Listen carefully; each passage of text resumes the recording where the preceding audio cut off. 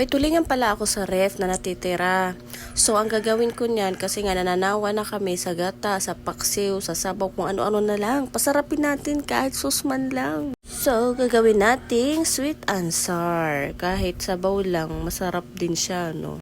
Alam niyo, wala talaga sinabi pag first class na isda na sinagawang escabeche or sweet and sour. As in, masarap talaga tapos fresh pa siya na isda. So, may ingredients ako dyan, bell pepper, sibuyas, bawang, carrots. Yan ang aking ingredients. So, yun, gigisa ko lang naman yan ng sauce, tapos timplahan lang yan, ganyan, para masarap na din siya. Pala yun lang talaga natitira naming ulam sa rep, yung na tulingan na yan. Kaya ginawan ko ng paraan para magkaroon man lang siya ng sabaw. Kayo ba mga nanay, ganyan din bang diskarte nyo kapag may mga ulam na rin kayong tiran-tirat, gagawa pa rin kayo ng paraan para maluto siya kung anong masarap para sa kanya? Well, ako kasi nga, wais to na nanay ganyan talaga. Gagawin ko talaga yan ng paraan para lang makain siya at maluto. Dahil nga may kaartehan tayo, dilagyan natin ng design yung natitirang carrots. So, ayan na siya.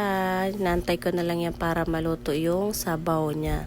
So, let's eat. Kain tayo. Ayan, nagsili-sili na naman ang lola na ini. By the way, thank you so much nga pala sa inyo, sa aking mga masugid na followers. Maraming salamat. Thank you for watching.